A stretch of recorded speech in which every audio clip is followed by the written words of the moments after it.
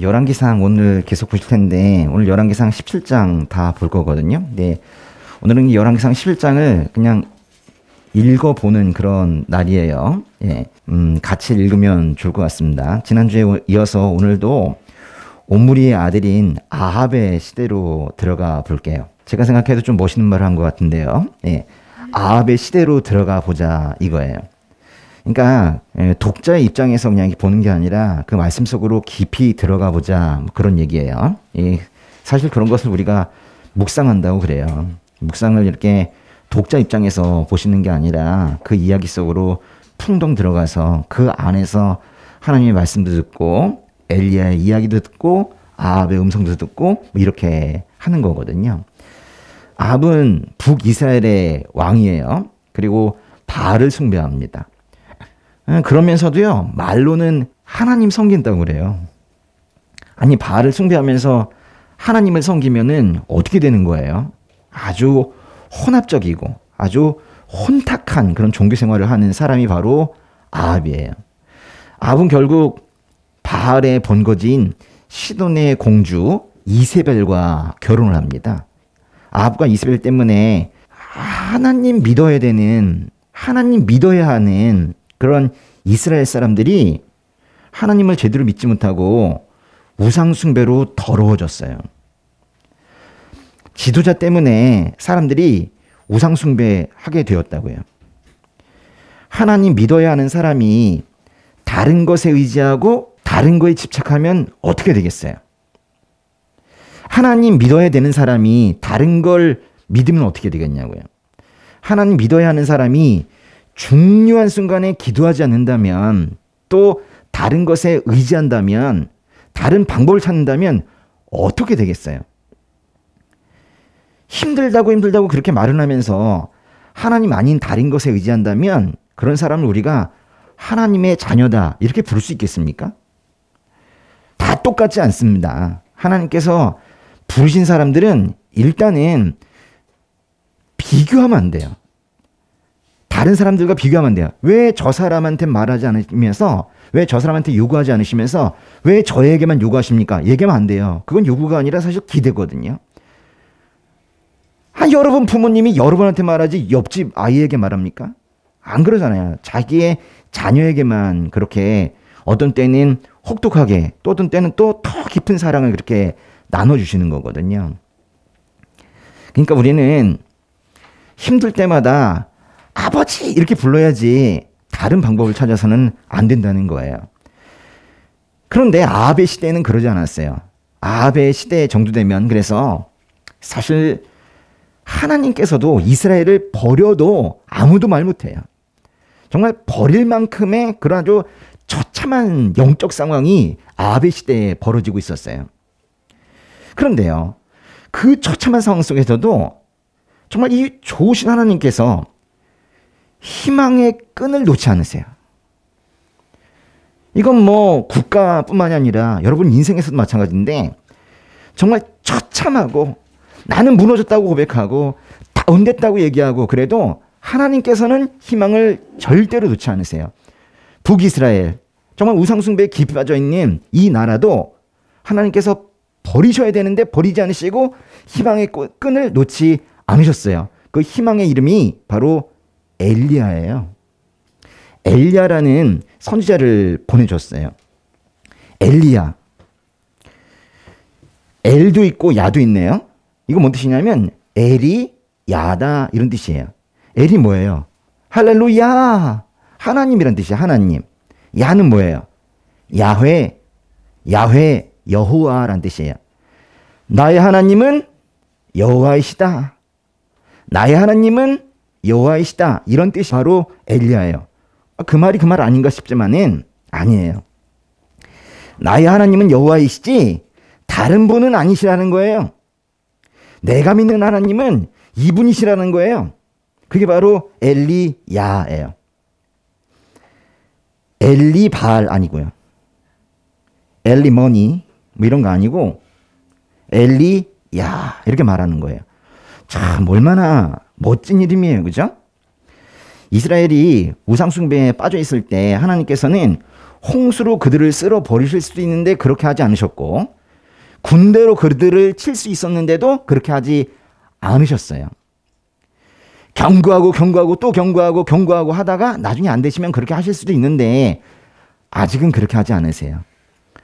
이미 많이 참으셨지만 아직도 이스라엘, 즉 내 자식에 대한, 내 자녀에 대한 기대감이 있으세요. 그래서 하나님께서 우선적으로 하시는 일은 하나님의 말씀으로 무장이 되어 있는 예언자들을 보내시는 거예요. 그래서 이제 열왕기상을 읽으시지만 한동안은 왕 얘기보다는 사실은 엘리야 예언자와 엘리사 예언자 이야기가 쭉 나옵니다. 오늘 열왕기상 17장을 보신다고 그랬는데 그 17장에 1절 한 절만 먼저 읽어볼게요. 시작.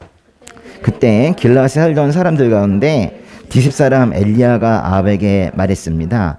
내가 섬기는 이스라엘의 하나님 여호와께서 살아계심을 두고 맹세하는데 앞으로 몇 년 동안 내 말이 없으면 이슬도 없고 비도 없을 것이다. 엘리야에 대한 엄청난 기대감으로 열왕기상 17장을 딱 편 사람들은 그 1절을 읽고 나서 이게 뭐지? 내가 잘못 읽었나? 번역이 잘못됐나? 뭐 이런 생각으로 갸우뚱할 수 있어요. 엘리야가 이렇게 말해요. 내가 섬기는 하나님의 살아계심을 두고 맹세하는데 내 말이 없으면 비가 내리지 않을 것이다. 그렇게 말해요. 누구 말이 없으면요? 내 말이 없으면. 이거 좀 교만한 거 아니에요? 아니 하나님의 예언자라며 하나님이 말씀하시기를 이렇게 말하지 않고 내 말이 없으면 비가 오지 않는다 그랬어요. 상당히 당황스럽지 않습니까? 그런데 우리가 이제 그 다음 절을 읽어보면 알지만 하나님께서 사실 엘리야에게 바로 말씀하시거든요. 그러니까 뭔가 사이가 멀어져 있는 게 아니에요. 그러니까 엘리야가 하나님의 살아계심을 두고 맹세한다 그렇게 말한 거는 괜히 하나님의 이름을 파는 게 아니라 사실 이 사람, 그 엘리야라는 사람의 삶이 온통 그냥 하나님 의지로 가득 차 있는 거예요. 그러니까 사실은 이렇게 말하는 건요, 교만하고 뭐 그런 게 아니라 일종의 당당함이에요. 자연스럽게 말해도 하나님의 뜻이 나온다 그렇게 생각한 거예요. 사실 근데요, 말씀에 나와 있지는 않지만 엘리야가 하나님의 살아계심을 두고 맹세한다고 말할 정도면 엘리야가 분명히 하나님께 기도한 것 같아요. 기도하고 응답받아서 그거를 말한 거죠. 근데 표현하기로는 뭐 내가 말하지 않으면 뭐 이렇게 표현한 건데 제가 지금 그 생각하는 게 너무 오바인가요? 너무 엘리야 편을 들고 있나? 엘리야가 지금 내 말이 없으면 이라고 말했는데 제가 괜히 기도했다고 말하잖아요. 기도했을까요? 안 했을까요? 그렇게 시니컬하게 말하지 말고. 기도했을까요? 안 했을까요? 신약의 야고보서 볼게요. 한번 읽어보세요. 엘리야는 우리와 본성이 똑같은 사람이었습니다. 그러나 그가 비가 오지 않기를 간절히 기도했더니 3년 반 동안 땅에 비가 내리지 않았습니다. 그 다음 절. 그리고 다시 기도했더니 하늘에서 비가 내리고 땅이 열매를 냈습니다. 기도했어요? 안 했어요? 했죠. 엘리야도 우리와 똑같아요. 야고보서를 보니까, 그것도 신약의 야고보서를 보니까 엘리야가 기도한 걸 우리가 알게 되었어요. 그러니까요, 엘리야는 자기에게 능력이 없다는 걸 안 거예요. 자기에게 능력이 없으니까 기도하는 거예요. 하나님께 능력이 있다고 생각하는 사람들이 기도하는 거거든요. 근데 자기에게 능력이 조금이라도 있다고 생각하는 사람들은 어떤 땐 기도하고 어떤 땐 안 해요. 그러나 엘리야는 항상 기도했어요.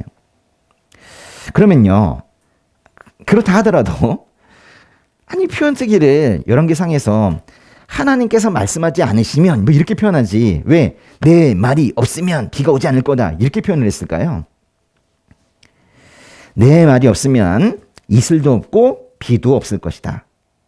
사실 이 말은요, 그 시대에 대한 도전이에요. 당시는 아합의 시대인데요. 그리고 사람들이 하나님을 잊어버린 시대이고 바알에게 절하고 있던 시대예요.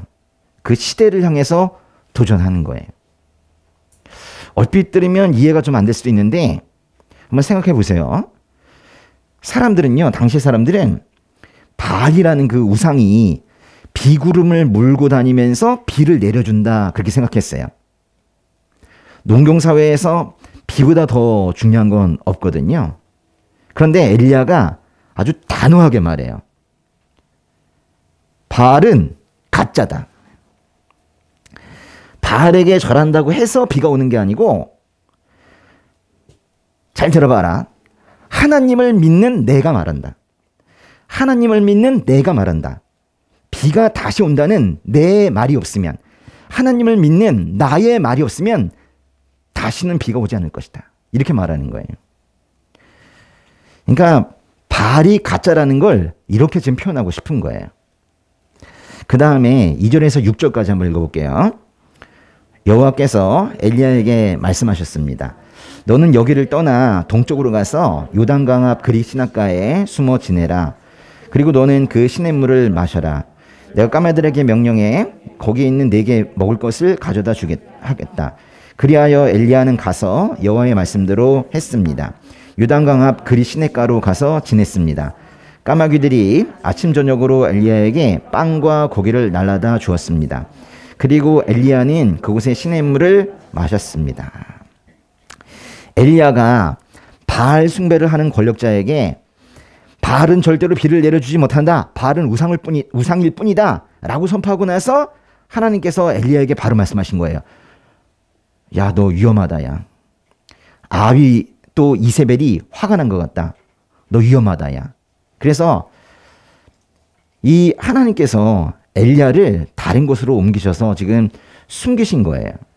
지금 우린 여기에서 오직 하나님만 믿고 따르는 사람이 어떻게 보호되는지 보고 있는 거예요. 또 가서 멀리 가 있을 때 보호하시고 또 양식을 주시잖아요. 먹고 살게 해주시는 그런 하나님의 사랑을 볼 수가 있어요. 하나님께서는 이렇게 말씀하세요. 너는 여기를 떠나 동쪽으로 가서 요단강 앞 그릿 시냇가에 숨어 지내라. 그렇게 말씀하셨어요. 그릿 시내는요, 여기가 그릿 시내예요. 여기가 갈릴리 호수고 밑에가 사해인데요. 여기 이제 요단강이 이렇게 쭉 흐르죠. 그렇죠? 예. 요단강의 동쪽에 사마리아. 이 사마리아가 바로 북이스라엘 전체의 수도입니다. 서쪽에 있죠? 그래서 이제 동쪽에 요단강을 건너서 요게 바로 그릿 시내인데요. 그릿 시내. 예. 그릿 시내. 여기에 가서 숨어 있으라는 거예요. 그리고 말씀에서 뭐라고 그랬냐면 여기를 떠나라고 그랬잖아요. 여기를 떠나. 여기 어디예요? 그래, 이 사마리아를 말하는 거예요. 왕이 있었던 그 사마리아 있죠. 여기를 여기라고 한 거예요. 여기를 떠나 멀리 가라. 이렇게 말씀하신 거예요. 왕과 왕비의 분노로 인해서 엘리야가 위험에 처해 있다는 걸 하나님께서 벌써 알고 계시는 거예요. 그래서 숨어 지내라 그렇게 말씀하신 거죠. 그리고 까마귀에 대해서 한번 생각해 보세요. 까마귀가 능력이 있어서 사실 엘리야에게 양식을 공급한 게 아니죠. 그저 까마귀는 하나님의 공급의 통로가 되어 있는 거예요. 엘리야에게 빵과 고기를 가져다 주는 역할을 했지 빵과 고기를 만들 수 있는 건 아니에요. 오히려 까마귀는 빵과 고기의 전달자로는 적합하지 않아요. 우리 인식에도 그렇지만 이스라엘 사람들도 이 까마귀는 아주 부정한 새로 그렇게 인식하고 있었거든요. 까마귀는 빵과 고기를 가져다 주기는커녕 사실 오히려 썩은 동물의 고기를 먹어 치우는 그런 새예요. 까마귀는 영적으로도 위생적으로도 식량 전달자로서는 전혀 적합하지 않습니다. 가장 적합하지 않은 새예요. 그런데 하나님께서는 그 새를 사용하세요. 그 부적합하다고 하는 그 까마귀를 지금 사용하고 계시는 거예요. 그저 까마귀의 순종과 달려있는 날개 있죠. 이 정도의 특징, 그거를 지금 사용하셔서 이 사역에 참여시킨 거예요. 왜 이렇게 지금 까마귀를 사람들이 손가락질 할지도 모를 그 까마귀를 이 사역에 참여시킨 거예요? 왜 참여시켰어요? 모든 건 다 엘리야를 훈련시키기 위해서예요. 엘리야는 자신이 황량한 곳에서 고생을 하고 있다 이렇게 생각할지 몰라도 사실 하나님께서는 일단 엘리야를 살려내시기 위해서 그리시네가로 보내시고 양식을 결코 구할 수 없는 그곳에서 결국 양식을 공급하신 거예요. 엘리야는 이 훈련 기간 동안에 뭘 배웠을까요? 그 시냇가에 가서 숨어 있으면서 까마귀들이 날아다 주는 가져오는 빵과 고기를 먹으면서 어떤 생각을 했을까요?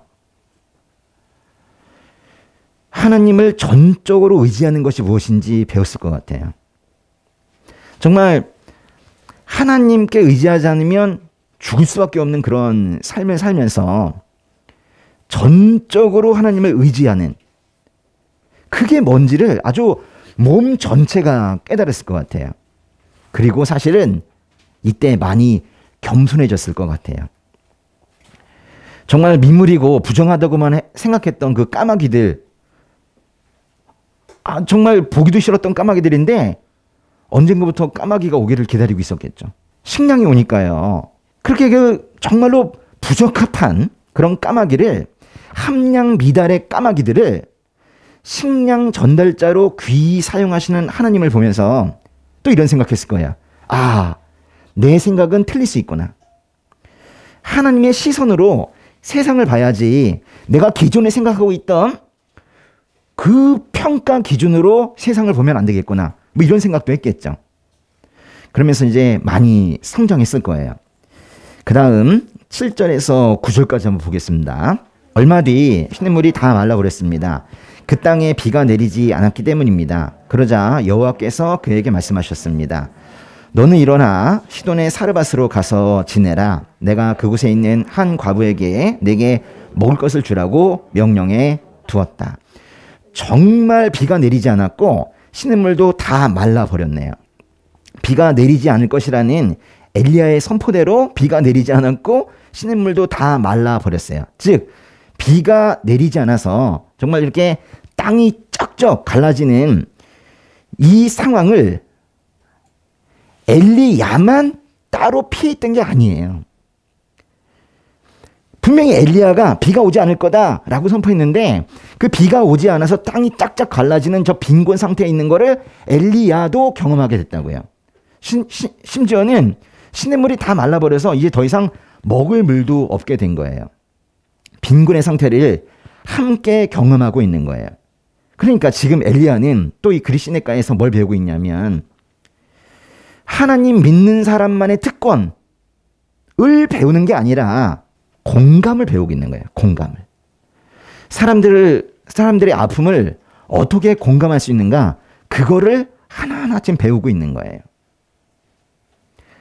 우리는 특권을 강조하기보다 믿는 사람이든 믿지 않는 사람이든 그들을 공감하는 게 더 중요해요. 예수님께서 우리 아픔을 그냥 아신다고 하지 않았습니다. 그 고난을 다 경험하시고 그렇게 우리에게 말씀하신 거예요. 물이 흐를 때까지 엘리야를 그리시네에 숨겨두셨던 하나님께서는 이제 엘리야에게 시돈의 사르밧으로 가라 그렇게 말씀하세요. 시돈은 지중해 연안에 있는 그런 도시인데요. 시돈은 여기가 아니고요. 바로 좀 더 위에 있어요. 요쯤에 여기 시돈이 있고 여기서 조금 더 내려가면 여기 바로 있는 게 사르밧이에요. 아주 가까운 곳에 있습니다. 밑에가 그리시네가인데 그리시네가에서 저기까지 가려면 이게 140km 되거든요. 140km? 그럼 며칠 걸어야 돼요? 우리는 사실 걸어보지 않았죠. 그럼 가다 쉬다 해서 뭐 하루에 뭐 30-40km를 간다 하더라도 며칠을 걸어가야 되는 그런 거리죠. 시돈의 사르밧, 이곳은요 바로 바알 숭배의 본거지예요. 바알 숭배의 일침을 가다가 지금 생명의 위협을 느끼고 있는 그런 엘리야를 잠시 그리시네가에 숨겨놓았던 하나님이신데 이번에는 엘리야를 여기로 보내신 거예요. 바로 적진 한가운데로 보내신 거예요. 그리시네는요, 군대로 치면은 신병훈련소 같은 거죠. 신병훈련소. 그런데 이제 좀 더 강한 그런 훈련을 시키고 싶으신가 봐요. 그래가지고 아예 적진 한가운데로 보내신 거예요. 하나님께서는 엘리야에게 시돈에 있는 한 과부에게 먹을 것을 청해서 먹으라고 그렇게 말씀하세요. 그러면서 그 과부에게 미리 명령해 두었다라고도 말씀하십니다. 이거는 하나님의 주권을 말하는 건데요. 하나님의 주권. 하나님께서는 하나님을 믿고 따르는 사람들에게만 명령하시는 게 아니고 모든 사람에게, 믿든 믿지 않든 모든 사람에게 명령하실 수 있는 분이다라는 뜻이에요. 지금 하나님께서 시돈 사르밧의 과부에게 명령하셨다니까요. 심지어 하나님을 모르는 그 시돈의 한 과부에게도 명령하시는 이 하나님의 이 모습을 보면서 여기서도 또 이제 엘리야가 배우게 되는 거예요. 야, 내 생각이 좀 편협했구나. 하나님 믿는 사람들만 하나님 음성을 듣는 줄 알았더니 그게 아니구나. 야, 하나님께서는 모든 이들에게 명령하시는구나. 이렇게 또 깨닫게 되는 거예요. 아마도 사르밧 과부는요, 갑자기 들려온 그 명령 때문에 하나님께 순종하면서 서서히, 한꺼번엔 다는 아니고요. 아주 천천히지만 서서히 하나님을 배워갈 거예요. 근데요, 혹시 여기 4절 보여줄 수 있나요? 이 4절에 보시면 여기도 명령했단 말 있죠. 누구한테 명령했어요? 까마귀들에게 명령했다고 그랬죠. 명령했다는 말이 그 히브리어에서는 짜바라는 표현을 쓰는데 진짜 명령했다는 느낌은 좀 안 드네요. 짜바. 발음이 좀 그래, 그지? 근데 까마귀들에게도 명령하셨어요. 그리고 지금 보시면 사르밧 과부에게도 명령하셨죠. 하나님께서는 그렇게 모두에게 명령하실 수 있는 거예요. 뭐라고 명령하신 거예요? 까마귀들아, 엘리야를 먹여라. 사르밧 과부, 엘리야를 먹여라. 그렇게 지금 명령하신 거죠. 지금 슬쩍슬쩍 보면은 계속 엘리야를 계속 먹이고 보호하시고 훈련시키시고 하는 하나님의 모습을 볼 수가 있어요. 이제 엘리야가 정말 140km를 걸어서 그 사르밧으로 갑니다. 열왕기상 17장에 10절부터 14절까지 한번 볼게요. 읽어보겠습니다. 엘리야는 일어나 사르밧으로 갔습니다. 엘리야가 성문에 다다르자 과연 한 과부가 그곳에서 나뭇가지들을 줍고 있었습니다. 엘리야가 그 여인을 불러 말했습니다. 목을 축이게 그릇에 물 좀 떠다 주시오. 과부가 물을 가지러 가려고 할 때 엘리야가 그녀를 불러 말했습니다. 빵도 좀 주시오. 그녀가 대답했습니다. 당신 하나님 여호와께서 살아계심을 두고 맹세하는데 제게 빵은 없고 통에 밀가루 한 줌과 병에 기름이 조금 있을 뿐입니다. 제가 나뭇가지를 주워 집에 가서 저와 제 아들을 위해 음식을 만들어 먹고는 죽을 생각이었습니다. 엘리야가 그에게 말했습니다. 두려워하지 마시오. 가서 당신이 말한 대로 하되 먼저 그것으로 나를 위해 조그만 빵 한 개를 구워 주시오. 그러고 나서 당신과 당신 아들을 위해 먹을 것을 만드시오. 이스라엘의 하나님 여호와께서 여호와가 땅에 비를 내리는 그날까지 통의 밀가루가 떨어지지 않겠고 병의 기름이 마르지 않으리라 하고 말씀하셨소. 엘리야가 시돈의 성문에서 한 과부를 만났을 때를 한번 생각해 보세요. 열심히 걸어갔어요. 아주 먼 거리를 먹지도 못하고 마시지도 못하고 걸어간 엘리야가 정말 지쳐 있었는데 거기서 이제 도착하자마자 과부를 본 거예요. 근데 지금 과부가 뭐 하고 있었대요? 나뭇가지들을 줍고 있었대요. 누가 떨어뜨리고 간 길에 떨어진 나뭇가지들을 줍고 있었대요. 저 과부가 분명히 하나님께서 말씀하신 그 여인인 것 같긴 한데 이상하다. 왜 나뭇가지를 줍고 있지? 엘리야에게 갑자기 혼란이 온 거예요. 아니, 길에서 나뭇가지를 주어야 될 정도로 빈곤한 사람에게, 가난한 사람에게 나를 보내신 건가? 이런 생각이 든 거예요. 어쩌면 엘리야는 시돈에 있는 그 과부가 빵 정도는 쉽게 내어줄 수 있는 그런 사람이어서 자기를 보낸 줄 알았어요. 충분한 여력이 있어서 엘리야를 먹일 수 있어서 그렇게 보낸 줄 알았어요. 근데 가보니까 첫 장면이 나뭇가지를 이렇게 줍고 있는 거예요. 엘리야가 좀 충격에 빠진 거죠. 가진 게 없는 사람이구나. 이런 생각이 든 거예요. 사실 빵을 달라고 하는 엘리야도 거의 죽을 지경이고 사실 빵을 주지 못하고 있는 과부도 죽기 직전이었어요. 두 사람 다 죽음이 목전에 와 있었어요. 지금 누가 누구에게 빵을 달라고 할 상황이 아니에요. 누가 더 나은 상황도 없어요. 지금 다 죽음이 목전에 와 있다고요. 그래도 엘리야는 하나님께서 말씀하신 대로 과부에게 말해요. 이거는 하나님을 그냥 믿고 말하는 거지 이 사람이 이기적이거나 또는 교만하거나 그래서 말하는 게 아니에요. 뭐라고 말하냐면 통에 남아있는 밀가루와 기름으로 빵을 만들어 먼저 나에게 주고 그러고 나서 당신과 아들이 빵을 만들어 먹으시오. 그랬어요. 순서가 있는 거예요. 나부터 빵을 주고 그 다음에 빵을 만들어 드시오. 아니 빵이 한 사람 먹을 것밖에 안 된다니까요. 근데 그걸 날 달래요 먼저.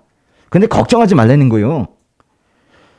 그 통의 밀가루가 계속 하나님께서 채우실 거니까 또 기름도 계속 채우실 거니까 일단 나한테 한번 줘보시라.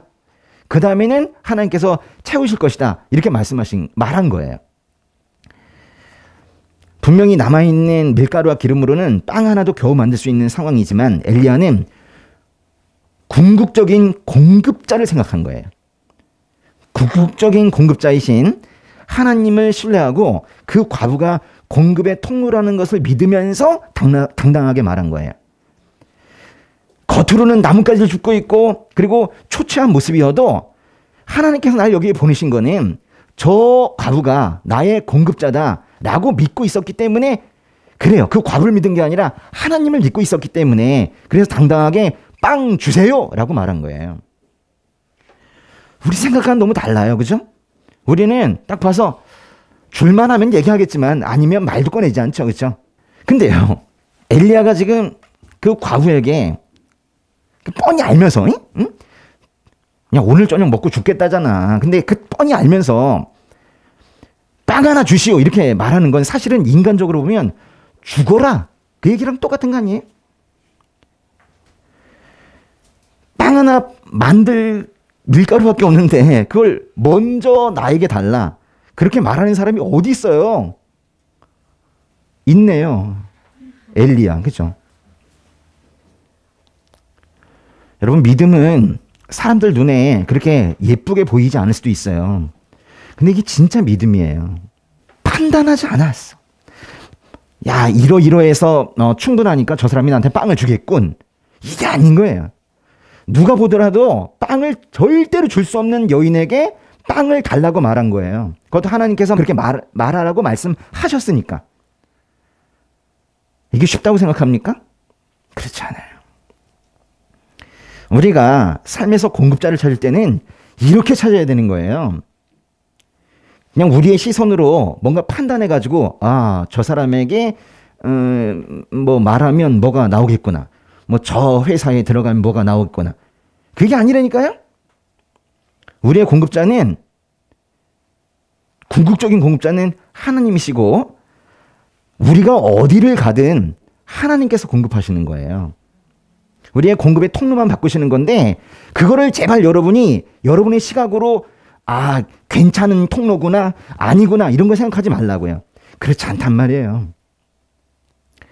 엘리야는 지금 사사로운 감정에 휘둘리기보다는 하나님의 말씀을 이게 주제입니다. 사실 하나님의 말씀을 신뢰하기로 한 거예요.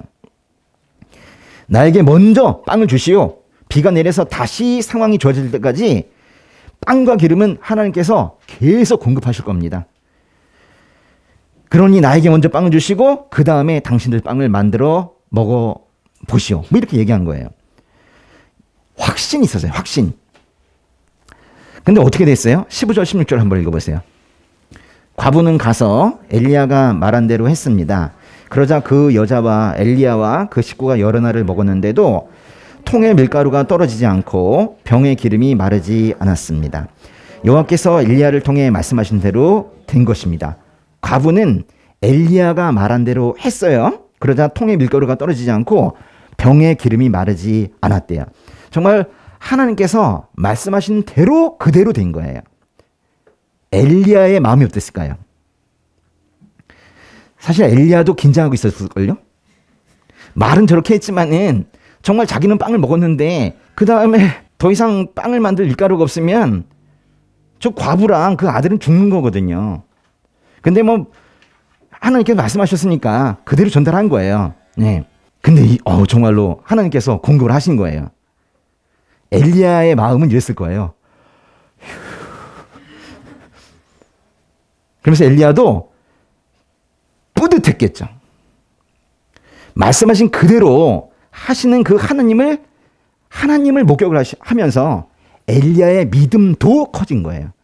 지금 이것 때문에 사라 과부와 그 아들만 살아남은 게 아니라 사실은 옆에 있었던 엘리야의 믿음이 더욱더 커진 거예요. 이거는 사르밧 과부 한 명만을 살리기 위한 프로젝트가 아니에요. 바로 엘리야를 계속 훈련시키고 있는 이런 하나님을 보세요. 그래서 겉보기엔 아무것도 없어 보였고 길에 떨어진 나뭇가지를 주우면서 실제로도 빈곤 상태에 있던, 그리고 남편 없이 아들을 키우고 있었던 사르밧의 한 과부가 이제 어엿한 하나님의 식량 전달자가 되어 있는 거예요.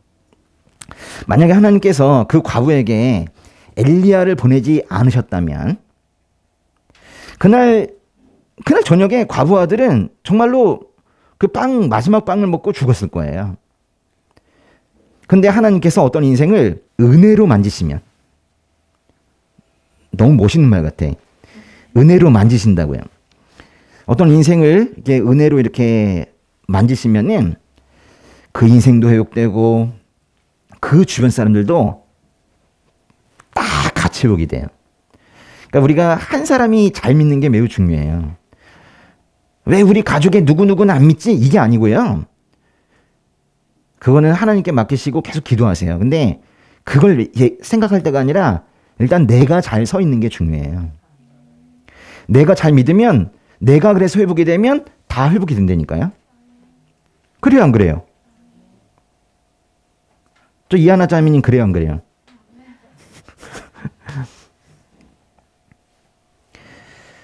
하나님께서는 엘리야를 통해서 과부를 살리시고 과부가 살아나서 엘리야의 공급자가 되게 하셨어요. 엘리야는 이 훈련에서도 많이 배웠을 거예요. 하나님의 공급 앞에서 함부로 판단하지 말자. 나뭇가지 죽고 있는 그 과부를 공급의 통로로 사용하시는 하나님을 신뢰하자. 이런 생각을 했겠죠. 그리고 밀가루와 기름이 떨어지지 않게 하신 그 힘은 하나님의 말씀에서 나온다는 것도 더욱 확고하게 믿게 되어 있는 거예요. 믿음은 어떤 한순간에 갑자기 생기는 게 아니라 이렇게 차곡차곡 쌓여가는 거예요. 그런데요, 우리는 엘리야와 사르밧 과부의 이야기를 엘리야의 훈련 기간으로만 또 생각할 수는 없어요. 지금 계속 하나님의 시선은요, 양쪽에 가 있거든요. 엘리야에게도 사랑의 눈빛을 보내시고 지금 사르밧 과부에게도 보내시고 계시는 거예요. 이걸 이제 우리가 성경을 읽으면서 너무 한쪽으로만 보려는 습성이 있어요. 그래서 문제가 터지는 거예요. 하나님은 한 번에 여러 일을 하세요. 우리 예수님도요, 이 사르밧 과부와 엘리야 이야기를 하신 적이 있거든요. 누가복음 잠깐 볼까요? 누가복음의 4장 25절 한번 읽어볼게요. 그러나 내가 진실로 너희에게 말한다. 많은 과부들이 엘리야 시대에 이스라엘에 있었다. 그때 3년 반 동안 하늘문이 닫혀 온 땅에 극심한 기근이 들었다. 그런데 하나님께서는 그 과부들 중 어느 누구에게도 엘리야를 보내지 않으시고 오직 시도에 있는 사렙다 마을의 한 과부에게 보내셨다. 25절 잠깐 보세요. 25절에 보시면은 많은 과부들이 엘리야 시대에 어디 있었대요? 이스라엘에도 있었대요. 그러니까 하나님의 자녀라고 얘기하고 있는 이스라엘에 이미 많은 과부가 있었대요. 그런데 그 다음 절에 보시니까 엘리야를 어디 보냈대요? 사렙다 마을의 한 과부에게 보내셨대요. 말씀에 등장하는 이 사렙다라는 표현은 바로 사르밧의 다른 표현인데요. 예수님의 이 말씀의 요지는 당시에 이스라엘에 과부가 많이 있었지만 하나님께서는 엘리야를 오직 사르밧에 있는 그 과부에게만 보내셨다. 그런 얘기예요. 이스라엘에 많은 과부가 있었지만 하나님은 저 멀리 시돈에 있는 과부에게 엘리야를 보내셨다고요. 그러니까 예수님께서 이 말씀하신 거는 예수님도 이게 지금 나사렛 회당에서 말씀하신 거거든요. 근데 나사렛 그 고향에서는 배척을 받을 수 있지만 실제로 사람들이 배척했어요. 근데 배척을 받고 있지만 하나님께서는 예수님을 이방인에게 보내셔서 이방인에게 복음을 전하게 하셨다. 지금 그 얘기를 지금 하고 계시는 거예요. 그러니까 이 예수님은 이 말씀에서 이 과부를 누구에게 비유하고 있는 거예요? 이방인에게. 뭐 실제로도 뭐 시돈 사르밧의 과부는 이방인이긴 한데요. 정말로 예수님께서 이 말씀을 다시 하시면서 이방인 말씀을 하시는 거예요. 그러면 우리가 과부네요? 그런 거죠. 예수님 말씀으로 이 맥락에서 보면 우리를 과부에 비유하신 거예요. 뭣도 모르고 있다가 갑자기 복음을 듣게 된 우리 말하는 거예요. 하고 있다가 갑자기 복음을 듣게 된 우리 얘기하는 거예요. 사르밧 과부가 서서히 하나님을 알아가고 있듯이 아직은 우리도 하나님을 알아가고 있는 과정 중에 있는 거예요. 맞습니까? 아닌데요. 목사님, 저는 다 아는데요. 만약에 그런 분이 있다면 그분은 예수님이세요. 그런데 우리의 신앙이 이렇게 끝나지 않듯이 사르밧 과부의 이야기도 여기에서 끝나지 않아요. 하나님께 순종했더니 빵이 생겼다. 이것으로 신앙생활이 끝나는 게 아니라는 말씀이에요. 17절에서 21절까지 보겠습니다. 그런데 얼마 후 이 집의 주인인 사르밧 과부의 아들이 병들었습니다. 병세가 점점 심해지더니 마침내 숨을 거두고 말았습니다. 사르밧의 과부가 엘리야에게 말했습니다. 하나님의 사람이여, 내가 당신과 무슨 상관이 있다고 이렇게 와서 내 죄를 생각나게 하고 내 아들을 죽게 합니까? 엘리야가 대답했습니다. 당신 아들을 데려오시오. 엘리야는 과부의 팔에서 아들을 받아 자기가 지내고 있는 위층 방으로 올라가서 자기 침대에 눕혔습니다. 그리고 여호와께 부르짖었습니다. 내 하나님 여호와여, 어찌하여 제가 머무는 집에 이 과부에게 재앙을 내려 그 아들을 죽게 하셨습니까? 그러고 나서 몸을 쭉 펴서 죽은 그 아이의 몸 위에 3번 엎드리고 여호와께 부르짖었습니다. 오 내 하나님 여호와여, 기도하오니 이 아이의 혼이 다시 돌아오게 해 주십시오. 사실 우리의 간증은 너무 짧은 것 같아요. 부르다만 노래 같아요. 뭔가 뒤에 더 있어야 되는데 중간에 얘기를 이렇게 딱 끊어버린 것 같아요. 고난 중에 하나님께서 찾아오셨다. 내가 순종했더니 넘치게 채워주셨다. 그리고 간증이 끝나요. 그러나 신앙생활은 거기서 끝나지 않거든요. 넘치게 채워주셨다. 끝나지 않아요. 그 뒤에 위기가 있고 고난이 있어요. 과부의 외아들이 지금 병이 들어 죽었습니다. 그러면 사람들이 과부를 보면서 이렇게 말할지 몰라요. 야, 도대체 무슨 죄를 저질렀길래 아들이 죽냐? 사람들이 많이 그러죠. 그러면서 그 옆에 서 있는 영적 지도자인 엘리야를 두고도 야, 저 사람 벌 주러 왔구나.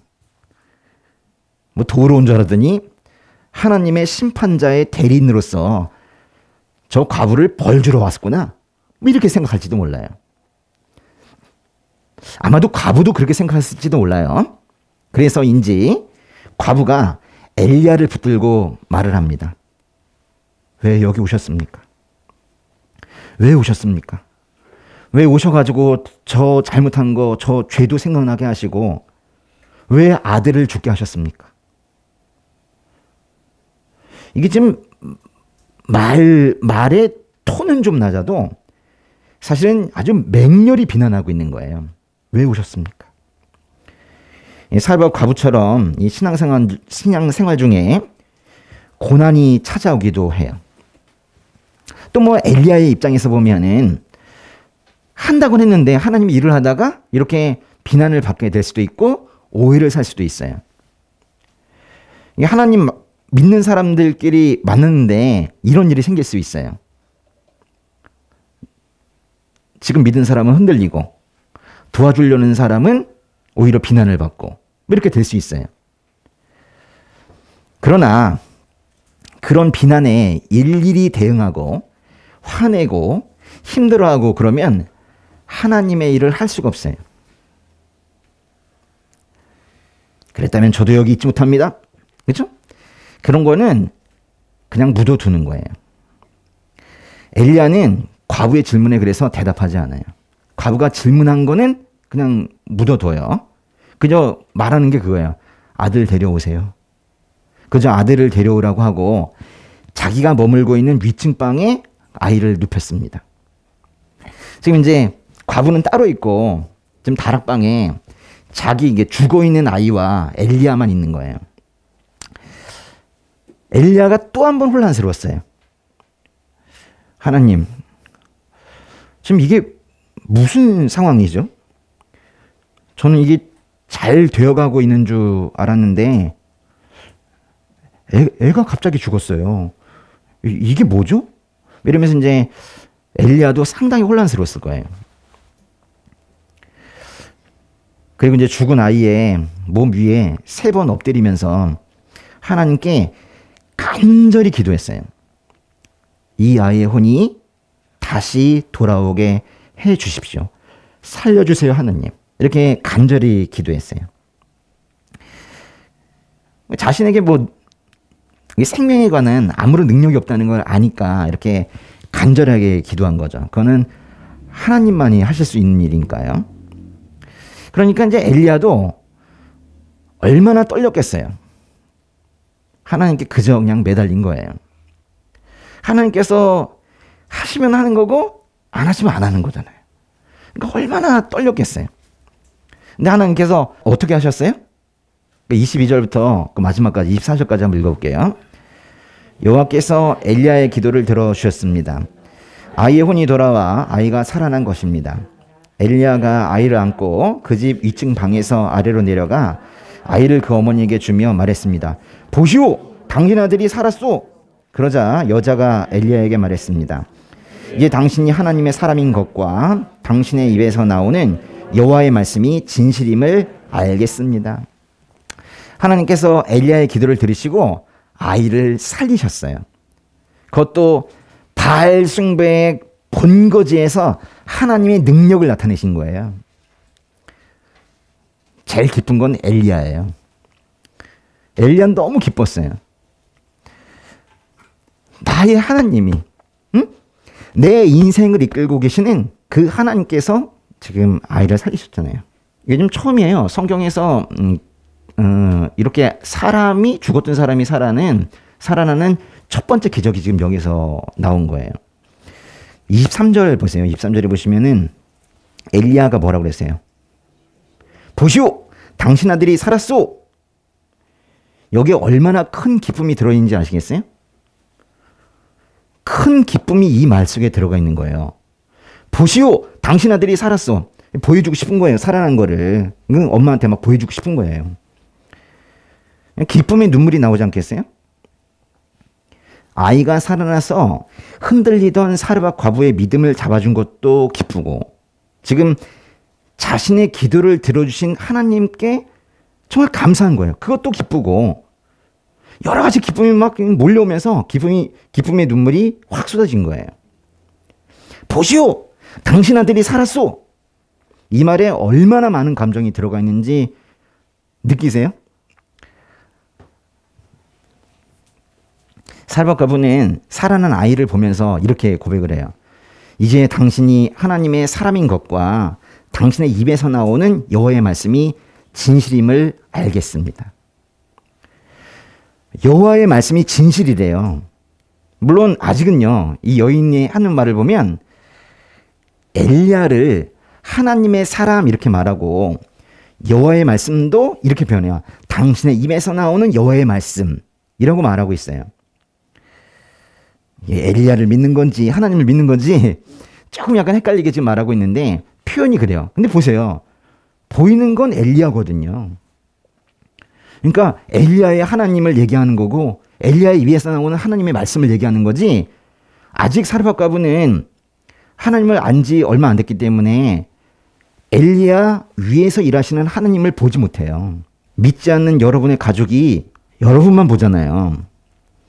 여러분 위에서 일하시는 그 하나님을 볼 수가 없어요. 여러분이 하나님이에요. 그들에게는 지금 그 얘기를 하는 거예요. 근데 이 사르밧 과부가 확실하게 알고 있는 건 있으세요. 뭔가 있다. 저 인생을 이끌고 있는 누군가가 확실하게 있다. 그걸 지금 아는 거예요. 그러면서 이런 고백도 한 거예요. 과부의 믿음이 점점 커지고 있는 거예요. 엘리야가 처음 찾아왔을 때 긴가민가했어요. 통에 밀가루가 떨어지지 않을 때 감동했어요. 근데 아이가 죽었을 때는 의심했어요. 그러던 과부가 이제 하나님의 말씀이 진실이라고 고백하고 있는 거예요. 우리 신앙의 과정도 다 이런 거 아닙니까? 처음에 긴가민가 하다가 나중에 감동도 하다가 뭐 주실 때 그러다가 갑자기 의심도 하다가 그러다가 고백도 하다가 이런 거 아니에요? 믿음 전혀 없던 사람에게 복음이 전해지면 사람이 이렇게 바뀌어요. 입에서 나오는 고백이 달라지잖아요. 그때 가정도 회복이 되고 치유도 되고 그렇게 되는 거예요. 근데 그렇게 하나님 믿고 나서 해피엔딩으로 끝나나 했더니 갑자기 또 고난이 찾아오고 위기가 찾아오고 또 고난에 숨죽여서 울기도 하고 그러는 거예요.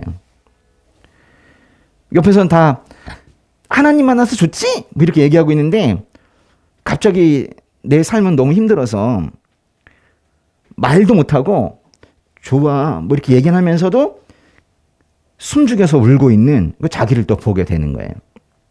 그러면서 골방에서 아무도 없을 때 하나님께 묻죠. 하나님, 제 곁에 계시긴 한 건가요?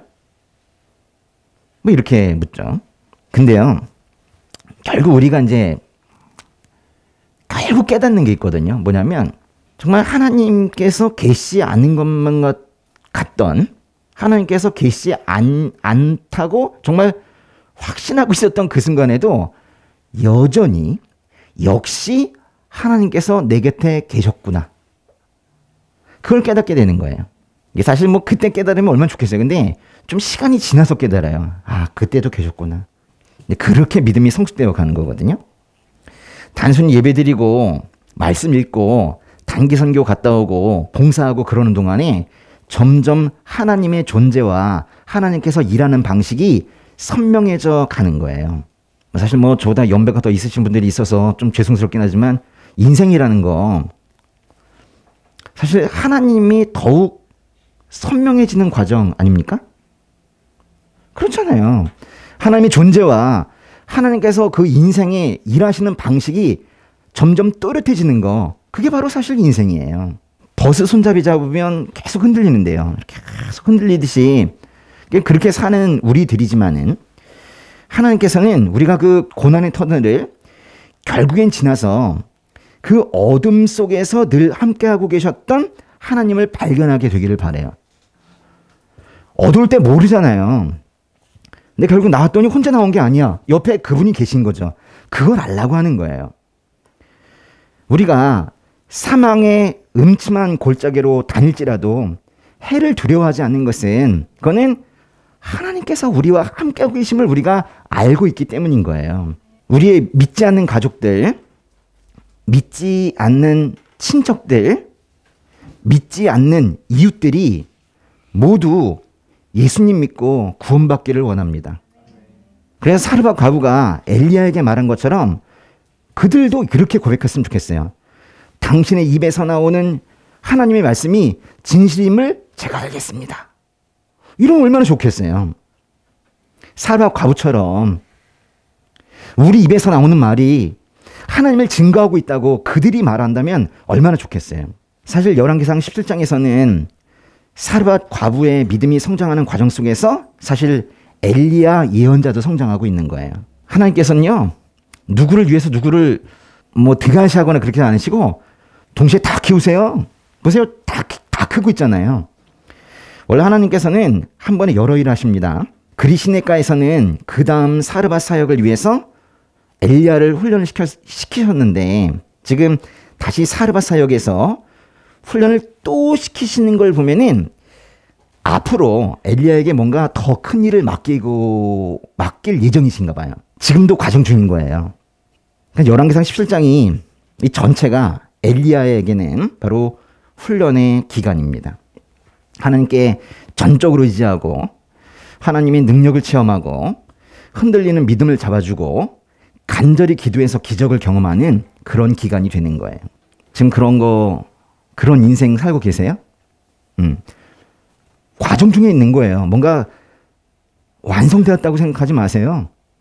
과정 중에 있는 거니까 너무 실망하지도 마시고 쓰러지지 마시고 스스로 포기하지 마시고 좀 과정 중에 다 있는 거예요. 사실 오늘 말씀이 저에게는 많이 위로가 됐어요. 사실 전 예전에 저를 까마귀라고 부르는 사람도 있었는데요. 제가 뭘 이렇게 자꾸 갖다 준다고 까마귀 삼촌이라고 그런 또 있었어요. 근데 이번에 이 말씀을 다시 곰곰이 읽으면서 보니까 좀 외람되지만 자꾸 엘리야와 저를 자꾸 이렇게 오버랩해서 보게 되더라고요. 그러면서 하나님 처음 만났을 때부터 그 신학교육 쭉 받던 그 시기, 또 뭐 제자훈련 받고 뭐 계속 하던 그런 시기에 하나님께서 저를 어떻게 훈련시키셨는지 그게 하나하나 다 기억이 나는 거예요. 야, 그게 하나님의 사랑이셨구나. 하나님께서 나를 그렇게 하나하나 이명호의 타임 스케줄을 그렇게 만들어 오셨구나. 나의 시간표는 내가 짜는 게 아니었구나. 하나님의 시간표에 내가 타고 가고 있었구나. 이걸 이제 느끼게 된 거예요. 그러니까 제가 많이 위로가 되었죠. 그 다음 얘기 있죠. 18장. 궁금해지죠? 네, 기도하겠습니다.